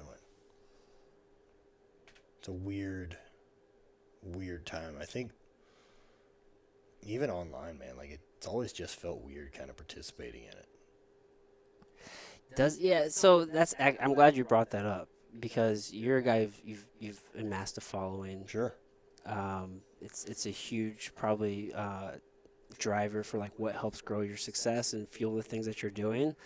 But as a guy who's, at least for me, like I've always been just like, you just work in the quiet and you just do the work and you don't really tell people about it, which as an athlete you know that, right? Sure. You know that life. Is it weird sharing all the like the quiet work? And you don't share all the quiet work, but we share really very little of it. Right. But does it feel weird? It's like, hey, let me stop and just share my training ride with people. I share that stuff, right? But like that's more, I'm so used to the vlogging thing that you know, the gift that I can just shoot it and it goes straight to where I want it to go with a single click, and I'm still mad that takes too long. Like, y'all, I used to have to shoot that, come back here, take that card and put it in the fucking computer, edit it down to a clip that size, upload it, reformat it to now it can go to my fucking phone. So it fits, yeah. No, it's a fucking gift. If that's what people want, and like, I think that's what I want to show. Is I want to show you can do it, but you have to fucking do it. And there isn't anyone who's going to convince you otherwise, man. Like, if you don't think your life is important and you don't have dreams to chase that you want to be 100% involved in, they're not going to fucking happen. You have to believe before anybody else will. Yo, you're not accidentally going to fucking fall into anything. You'll just get spit out the other fucking side. The machine just moves. And so unless you're fucking active in this pursuit and not just spending all your time reacting to bullshit in your life, like you have to be on the forefront of that so that you can start making the positive steps forward. Otherwise, you're just dealing with what's right in front of you all day long and there isn't any progress. It's just this trap that routine becomes. And like, man, I think wholeheartedly that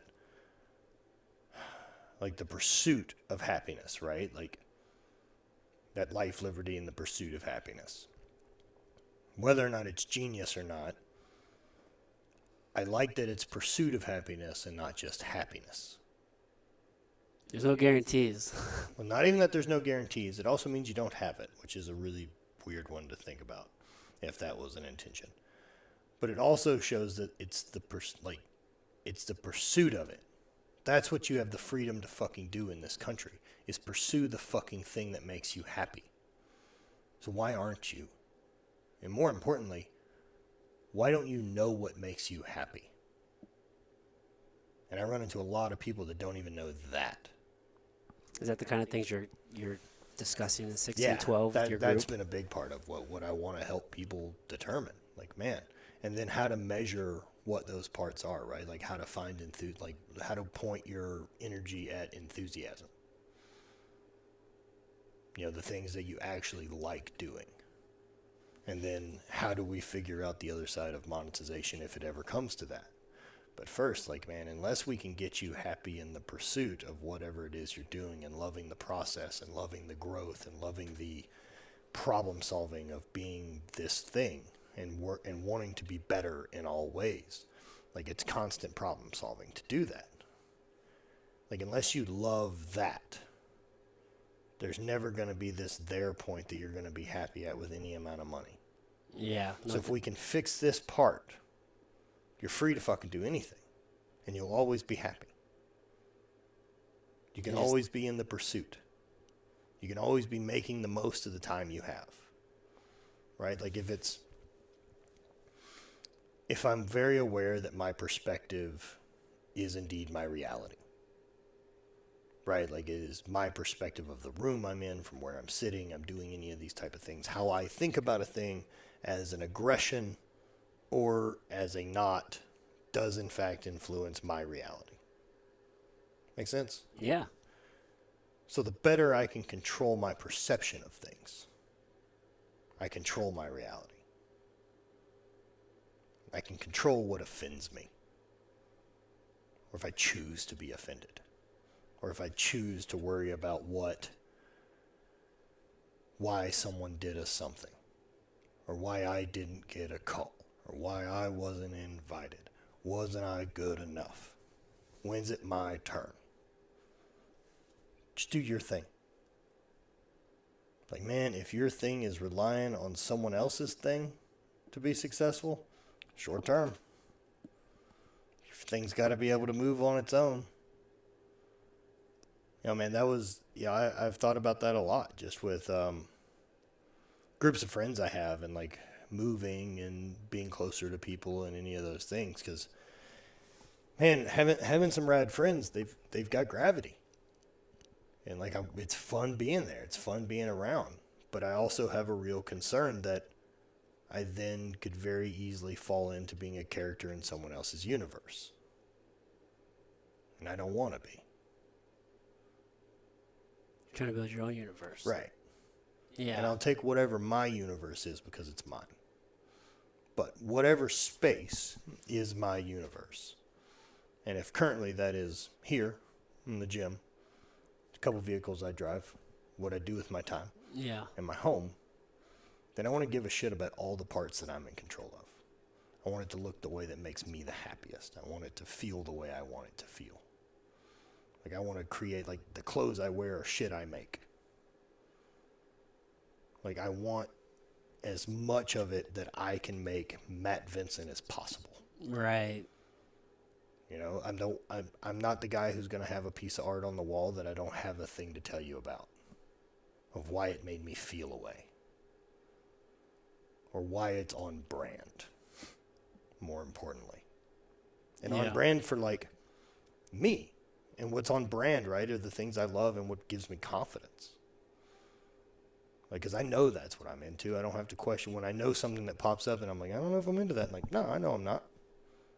And then you're cool. honest about it. Yeah, I'm not into it, man. That's cool. Don't need to waste any energy on it. It won't work out. I'm too fucking smart at this point to know that anything I give about 10% energy doesn't do shit. Right. So stop giving it.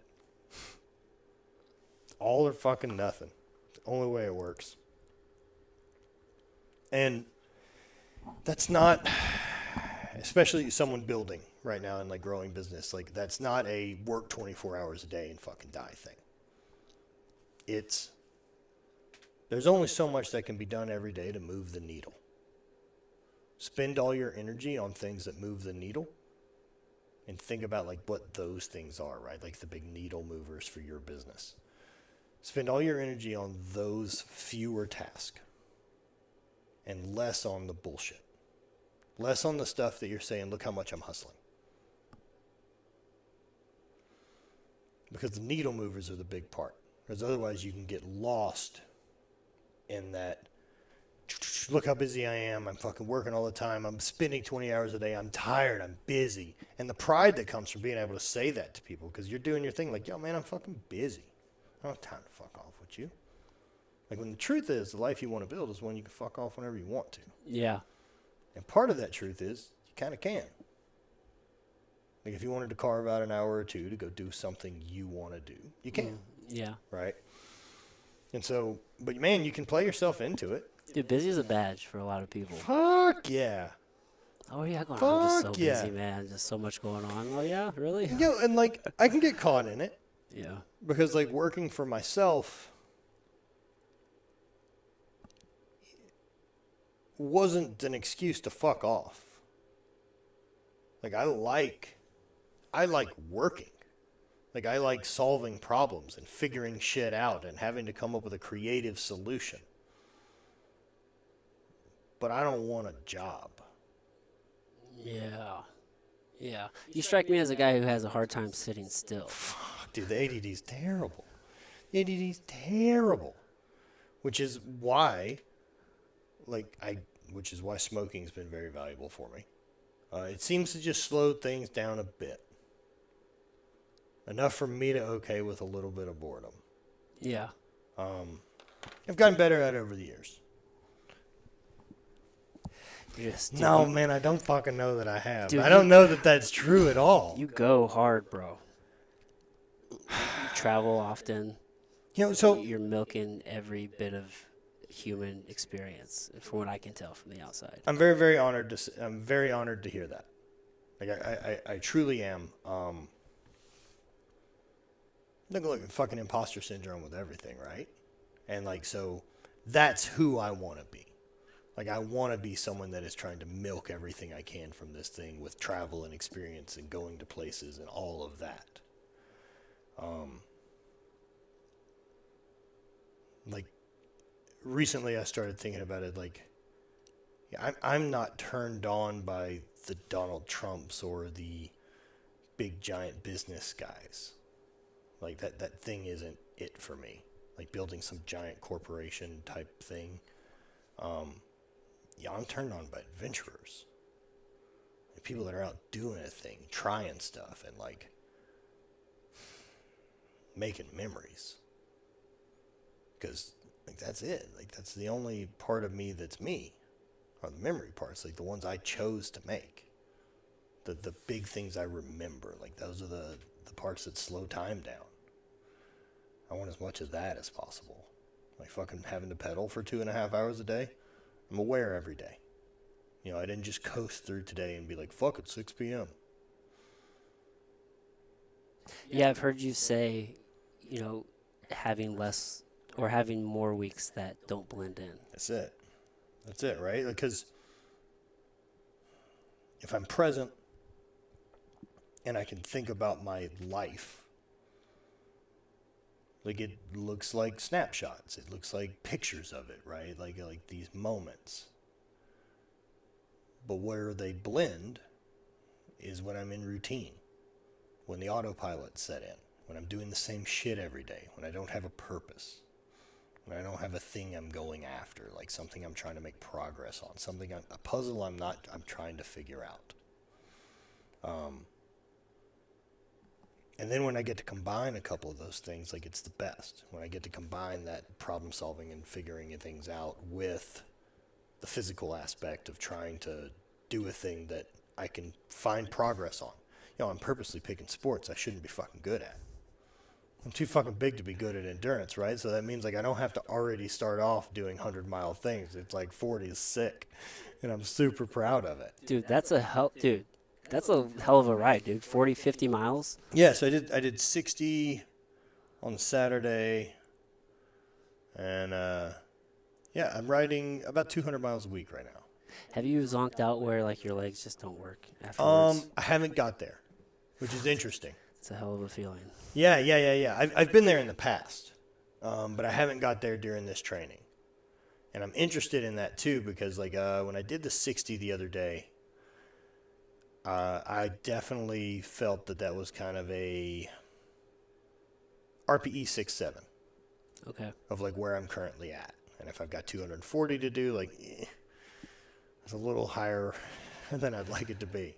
But also not purposely, but just because my lifestyle is already this. Like I'm doing all of it fasted. Like I still haven't eaten today. And I did a 2.5 hour bike ride. Like I spent 2.5 hours with my heart rate above 150. Nice. And so,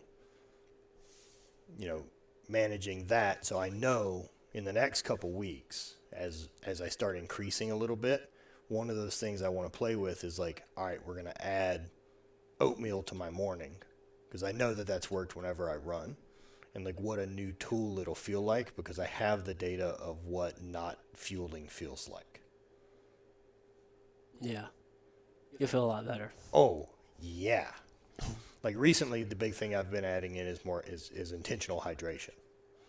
So like everything I'm drinking's got something in it. Like Onnit's Hydrotech is what I use the most. Okay.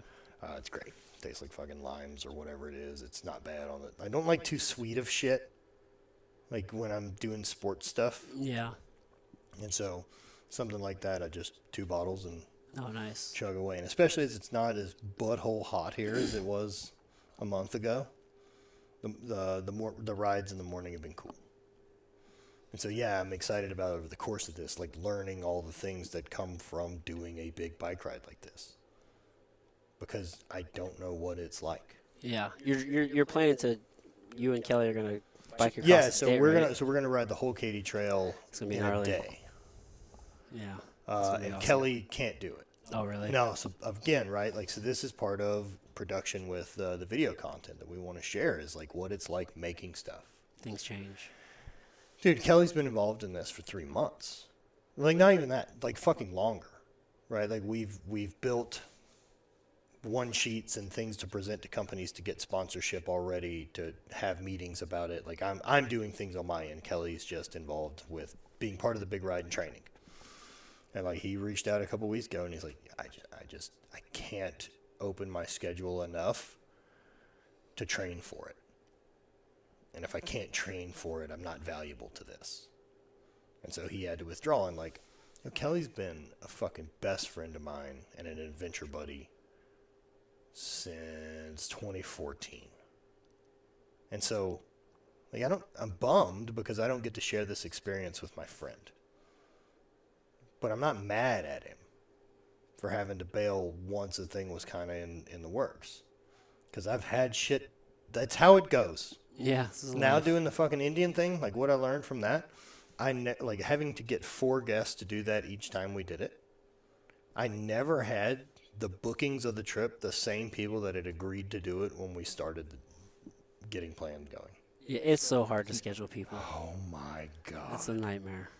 And so that many schedules. like no sweat. Like he said he can't do it and I was like, no worries, man. Brain immediately was like, all right, we have a new problem to solve.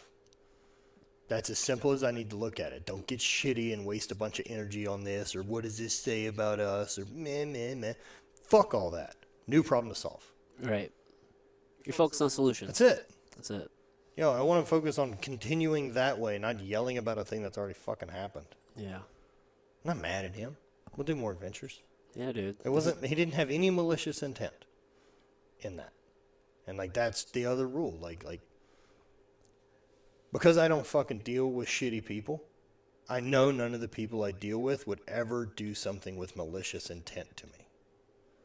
And so I don't ever have to be defensive around the people I choose to fuck with. Right.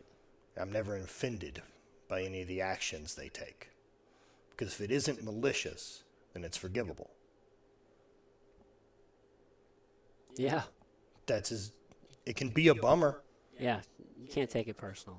Nope. It's a waste of energy. Take that energy, put it back on running my shit. Just keep doing you. I'll do me. Dude. Matt, we've been going for 2 hours. Dude, a pleasure. Dude, thank you so much for taking the time. Dude, I love hanging out. Dude, I love it as well. So real quick, let's just tell the people where can they check you out. Yeah. Things you've got going on. The apparel brand is Hate Brand Goods, so at thehate.com. You can check me out at I Hate Matt Vincent on Instagram. I think I'm going to change it. I think I just want to try to get it to as close to Matt Vincent as I possibly can. I'm over-explaining those letters. Look. Done remarkably good for a thing people can't fucking pronounce. You're kicking ass, dude. Yeah, so podcast is not dead yet. I have a mentorship group. I've been working with people about finding their purpose and making the most of the life that's in front of them and letting go of all those anchors and bullshit from behind you that aren't helping you go the direction you want to go. So that's the 1612, about making the most of the rest of your life. We're at the 1612.com. You can check that out. And Habit Coffee Company. And then the new YouTube stuff will be on the channel. Not dead yet. For our Matthew Vincent's channel. I think that's what it is. YouTube, Matthew Vincent. Matthew Vincent. Yeah, they can check out the Indian Motors. Yeah, on Indian Motorcycles. Yeah, we did Epic Pursuits. Epic Pursuits. It was really fun, man. And that was produced just basically me, Brant, another buddy of mine who I hired to run second camera, and then Sean, guy from Indian. No, it's like fucking four of us. It's very well done, too. So. Was an experience. I bet, dude. I bet. So. All right, thanks again, brother. Pleasure, man. I appreciate you. Bye, everybody.